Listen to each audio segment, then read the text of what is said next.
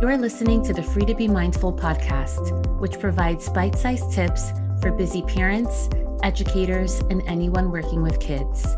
These real talk conversations focus on mindful living, mental health, and personal growth, helping all to learn, grow, and inspire with mindfulness in mind. I'm your host, Vanessa de Jesus Guzman, educator, licensed professional counselor, entrepreneur, and mom. I'm passionate about helping folks live life with peace of mind and ease of heart while not losing their, well, you know, here we go. Hello and welcome to episode 122 of the Free to Be Mindful podcast. I hope that you're feeling good, looking good, and doing better in this world than you were yesterday. So as always, the podcast episodes could be heard whenever throughout the entire year. But if you listen to it real time, it may just be a little bit more relevant. But I'll always encourage you to stick around as the messages can still land and resonate with you regardless of what time of the year you're listening in. But if you're listening to this in real time, we're approaching the holiday season very, very quickly. And this year, I don't know, although I have more time on my hands because I create my own schedule, I have not really been out to the malls to shop for others. I went to the mall to shop for a dress for my brother's wedding, but not really for other people. For other people, I have been more intentional this year, though, about thinking what they would like. And I've just ordered it online because I get way overstimulated by all the lights and all the lines and just how long going to the mall can be, especially at this time of the year. But despite being more intentional and despite really thinking about what people want, there are some people on my list, and I won't reveal who they are, should they perhaps tune into this episode. There are some people on my list that I really don't know what to get. Does that happen to you too? Some people can be so easy to shop for, and then other folks, I don't know, they just take out perhaps a little bit more thought, or in my case, they have limited hobbies. So it's a little bit harder to really have an idea of what they enjoy. Or you're the type of person that just gets everything for themselves whenever they need it. So they have limited things left over that they actually may use. And it's really easy to get a gift card. And I don't knock gift cards, especially for like kids' birthdays. Nowadays, if you're like 5+, gift card it is, because I feel like they have their specific interests on what they want. But for Christmas, especially for family members, I like to make it a little bit more personal. So as I was going through my list and really thinking about, what is it that this person would want? I started thinking about how is it can I speak to, and I say speak to in quotation marks, speak to this person's love language? Now, I've thought about sharing this concept on the podcast before, but to be really honest with you, what ends up happening to me is I think of something and I'm like, oh, everybody knows about that. This will just be really repetitive. But then when I share the concepts of podcasts on my newsletters, which by the way, they do come out once a week, and you can be a part of the newsletters by just going to my website, freetobemindful.com, signing up, and I only send one very short newsletter a week because we're all really busy people. But what I've noticed is I get responses on my newsletters or via social media. I'm most active on Instagram, which is at Counselor V de Jesus. And I get these responses that tell me, no, we want to know more, or we really love this topic, or I never knew that, fill in the blank. So that really tells me that although some people may be familiar with some aspects of some topics, it seems that a lot of them really resonate with you all. So today, I'd love to share a little bit about love languages. So the founder of Love Languages is Dr. Gary Chapman, PhD, and he is an author, speaker, and counselor. And he's most well known for being a marriage counselor and a director of marriage seminars. And one of his most popular seminars is The 5 Love Languages. He's a best-selling author who's written many books, and he's actually sold over, get ready for this, 20 million copies and has been on the New York Times bestseller list since 2007.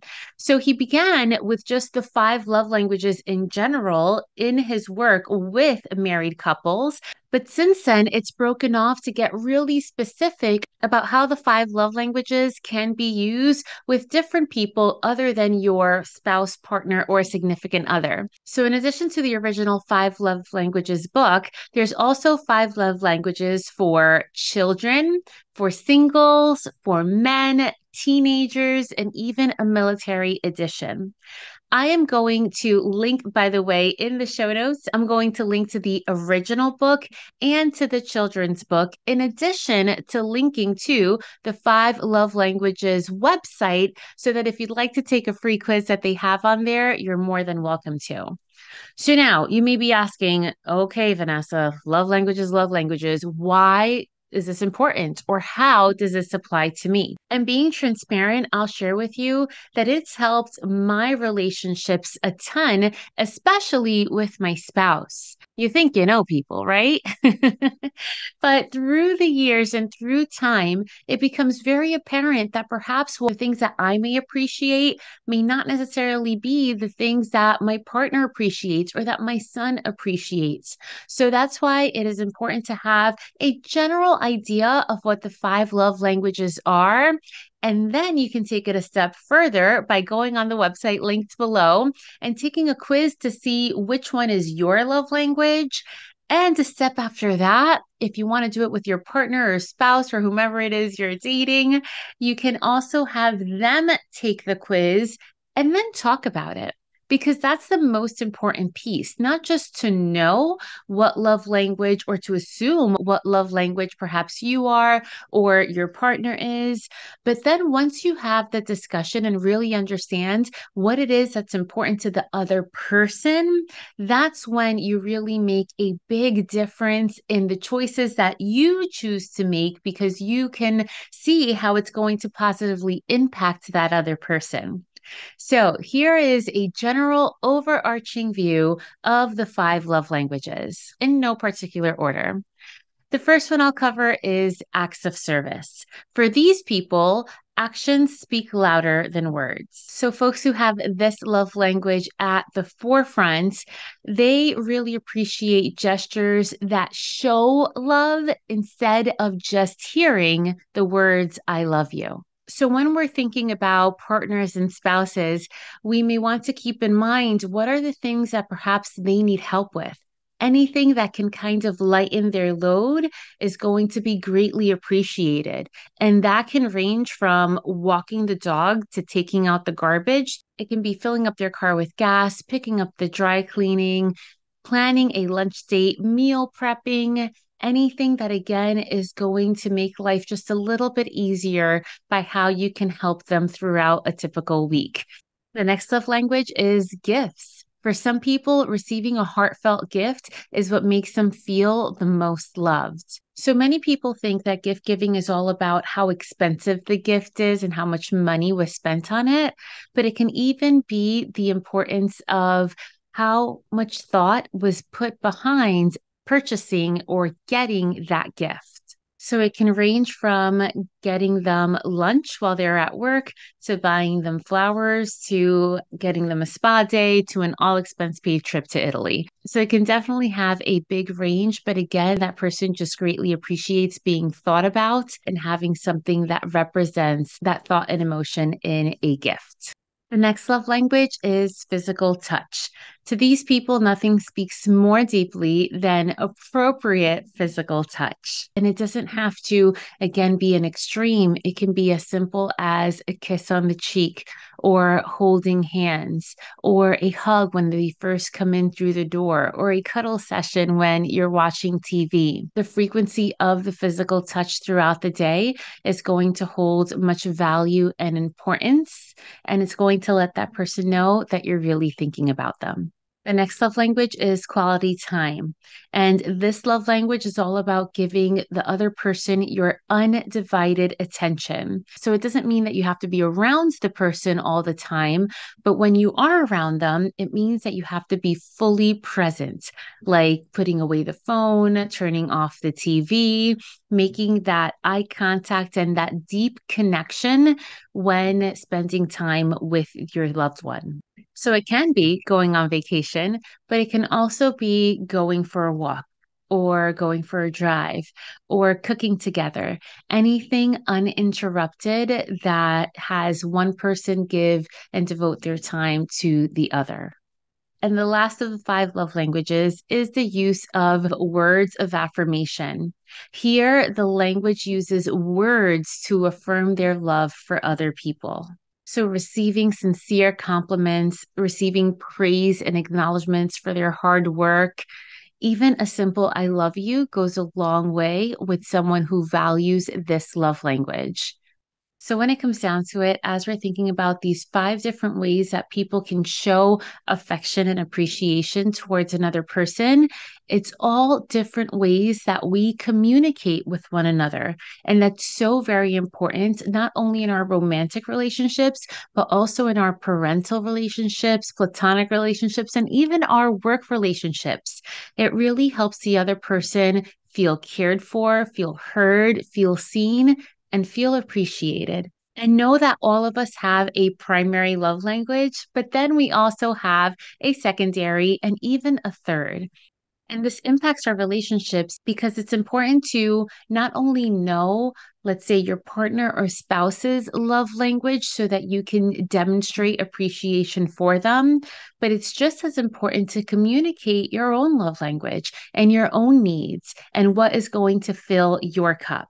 And when we recognize these differences in one another, and in some cases, the similarities within one another, then again, we can show our appreciation for the important people in our lives, and we can enhance these important relationships that we have.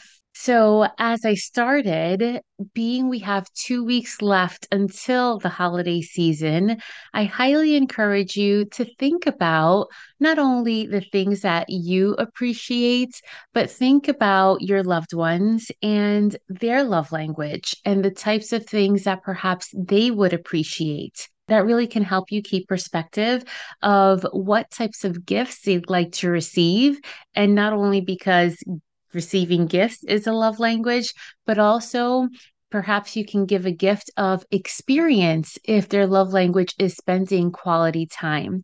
Or perhaps you can give a gift where you will be doing something for them if their love language is acts of service. It's my hope that perhaps this chat was new and informative to you, or perhaps it just reminded you of things you already knew and refreshes your memory on how you can implement your knowledge of love languages as we go into the holiday season and beyond. I now invite you to join me for the short guided meditation.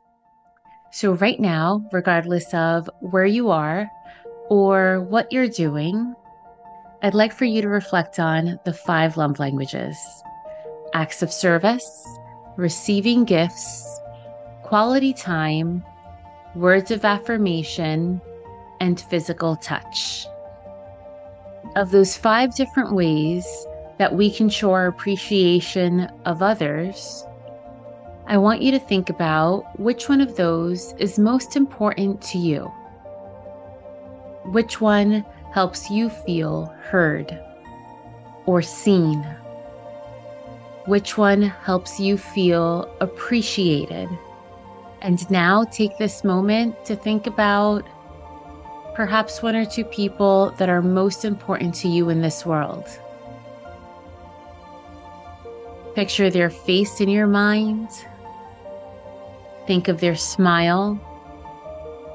And think of the things that make them happy.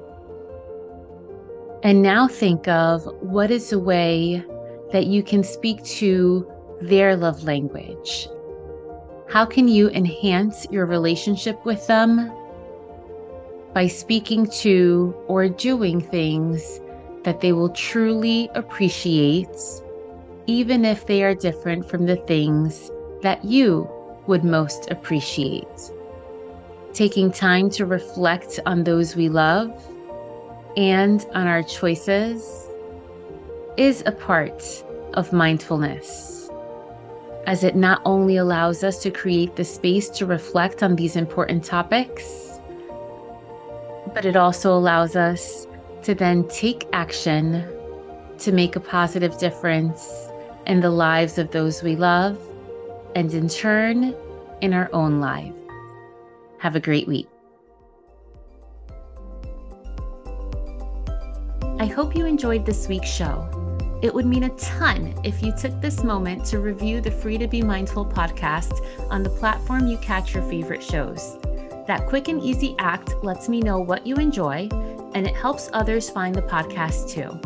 And of course, don't forget to subscribe so you can listen along next week. In the meantime, I welcome you to catch me on social media at Counselor V de Jesus. And as always, remember, in a world where you are free to be anything that you want to be, you are always free to be mindful. Catch you next week.